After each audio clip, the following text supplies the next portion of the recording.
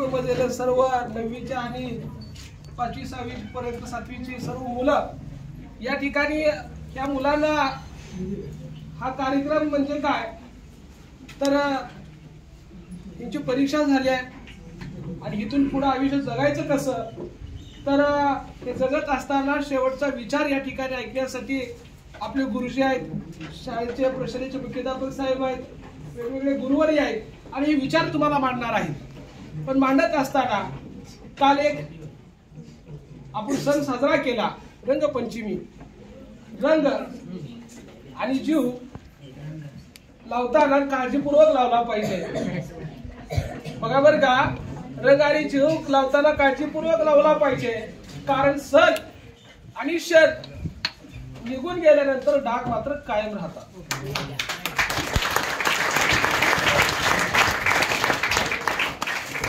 आणि क्षण निघून गेल्यानंतर डाग मात्र कायम राहतात। आयुष्यात एकच करा, आपण फक्त चारित्र्य संपन्न जपलं पाहिजे। एका शाळेच्या भिंतींवरती एक सुविचार लिहिला होता, चारित्र्य ही फार मोठी संपत्ती आहे। आयुष्यात तितकंच आपल्या आयुष्याला जपा, चारित्र्य संपन्न व्हा, चारित्र्यवान व्हा आणि आयुष्याच्या शेवटी संपत्ती किती मिळवली, आपल्या अकाउंटवर 10 अब्ज आहेत ते किती अब्ज हे महत्वाचं नाही। आपण मेल्यानंतर आपल्याला गर्दी किती होईल आपण बघायला जरी नसलो तरी इथे येणारी माणसं म्हणतो माझी काय गर्दी होती। आज मला आठवण आली माझ्या अण्णाची। सर अण्णा वारल्यानंतर एवढी गर्दी पडली होती। अण्णाचं आता सुद्धा नाव आहे आणि त्यातल्या त्यात लक्ष्मी आईचा रेडा जो आम्ही सोडतो देव यात्रा झाल्यानंतर, तो रेडा जगदाडे सर आम्ही इथून हल्ल्यानंतर आम्ही तिथे जाऊन ते विधी ते सगळं करतो, तो तिथंच होता त्याच दिवशी। आणि तिसऱ्या दिवशी मातीला सुद्धा तो रेडा त्या माणसांसोबत चालत तिथे बसला। ती माणसं आली का तो माघारी आला। हा रेडा परत कुणाच्याही मातीला तिथे गेलेला नाही असं मी अजून ऐकलं नाही। अण्णा म्हणजे माझा आजोबा कोंडीबा बयाजी वाघमारे। त्यानंतर आमच्या मागुड्यातल्या कुणाच्याही धनीला आणि मातीला अजूनही गर्दी मी माझ्या डोळ्यानं पाहिली नाही। म्हणून तुम्हाला एक माझी हात जोडून विनंती, आयुष्यात फक्त चांगलं जगा, आनंदानं जगा। आणि काय सांगू का, मागल्या एक 10-15 दिवसाखाली प्राथमिक शिक्षिका काय कोणतर होती, तिचा नवरा फॉरेस्ट अधिकारी होता। 27व्या वर्षी ती महिला मेली, 27व्या वर्षी कॅन्सर होऊन मेली। मरायच्या अगोदर फक्त 1 तास तिने पोस्ट लिहिली होती की मैत्रिणींनो आनंदानं जगा, माझ्याकडे सगळं आहे, माझ्याकडे बंगला आहे, माझ्याकडे नोकर आहे, माझ्याकडे जमीन आहे, माझ्याकडे सगळं आहे, पण माझ्याकडे आता जीव नाही। कोणाची स्पर्धा करू नका। मला तुम्हाला मनापासून सांगायला हेच आवडेल, तुम्हाला किती मार्क पडले हे महत्वाचं नाही, तुम्हाला किती संपत्ती आहे हे महत्वाचं नाही, फक्त देवावरती विश्वास ठेवा की मी चांगलं जगू शकतो, बास झालं। आणि हेच तुमच्यासाठी आतापर्यंत फार महत्वाचं आहे। आणि जाताना पुढे एक लक्षात घ्या, आपल्या आई वडिलांची मान कधीच खाली जाऊ देऊ नका।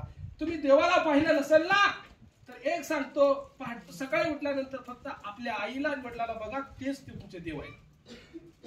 या जगात तुम्ही जर प्रश्न विचारला देव मी पाहिला नाही तर ते आई वडील तुमचे देव आहेत। आई आणि वडिलांचा कधीच जीव धोक्यात घालू नका। आई वडील रडेल असं कधीच करू नका। तुम्ही मोठी मुलं आहे, आता मला व्यासपीठावरची परवानगी मागतो, तुम्ही कॉलेजला जाणार आहे। लव्ह इज पॉइझन आहे, प्रेम हे विषाच्या समान आहे, विषच आहे। जीवन जगताना प्रेम करायचं असेल तर पुस्तकावर करा, आपल्या आईबापावर करा, बहिणीवर करा, परंतु ह्या गोष्टीत कधी अडकू नका आणि अशा गोष्टी कधी करू नका ज्याच्यामुळे आपला वडील जीव तोडून रडेल, आपली आई पदर फाटूस तर पदर ओला होस तर रडेल। असं कधी आपल्या आईबापांच्या जीवनाला दुःख येऊ देऊ नका। जाता जाता एक तुम्हाला सांगतो, तुम्ही आपल्या शाळेची पहिली अशी बॅच आहे की त्यामुळं आपल्या शाळेचं नाव सोलापूर जिल्ह्यात मध्ये झालं। आपल्या अधिकारी आपली शाळा हुडकायला आलं, तुमची ती शिवानीताई म्हणाली की NMS आम्हाला पहिल्यांदा केलं, ते आठवलं मला। साहेब लिगाडे साहेब आलते आपल्या शाळेत, लिगाडे साहेब येऊन म्हटले की कवटेकर शाळा नावाजलेली गुरुजी, त्या शाळेमध्ये एकही मुलगा पास झाला नाही त्या वर्षामध्ये फक्त आपली शाळा पंढरपूर तालुक्यामध्ये 1 नंबरला होती. 22 मुलं का 29 मुलं आपण पास केली होती. तुम्ही बॅच आहे आणि ही बॅच खरंच हुशार आहे. स्पर्धा परीक्षेच्या तुम्ही मागं लागा. स्पर्धा परीक्षा एमपीसी यूपीसी आता खूप सोपी झाली. 2025 पासून नवीन पॅटर्न आलाय. 2च मिनिटं बोलणार थांबणार. आतापर्यंत 4 पर्यायापैकी 1 पर्याय निवडायचा होता, ते चुकत होते. आता एमपीसीचा आणि एमपीसीचा यूपीसी एमपीसी 1 पॅटर्न आलाय. तुम्हाला निबंध येणार आहे. शेतकऱ्याचा त्याच्यावर निबंध लिहा, तुमचं मनोगत लिहा, असे प्रश्न असणार आहेत. त्याला 200 400 मार्क आहेत. तुमचं जर वाचन जास्त असलं तर तुम्ही स्पर्धा परीक्षेमध्ये 100% टिकू शकता. कारण तुम्ही NMS पास झालेला. पूर्ण भारतामध्ये एकाच टायमाला एकाच दिवशी होणारी ही परीक्षा जर तुम्ही पास होता तर तुम्ही उद्या कलेक्टर जिल्हाधिकारी झाला पाहिजे. आणि पुन्हा एकदा ह्या बेंचवर येऊन, ह्या व्यासपीठावरती येऊन मुख्याध्यापकांच्या साहेबांच्या हस्ते तुमचा सत्कार झाला पाहिजे. अशी भावना आणि असं ध्येय बाळगा. आणि आयुष्यामध्ये शाळेचं नाव, आई वडिलांचं नाव, गुरुजनांचं नाव आणि तुमचं नाव सुद्धा उंचावलं पाहिजे. असं फक्त एवढं जगा. एवढं थांबतो. पुन्हा एकदा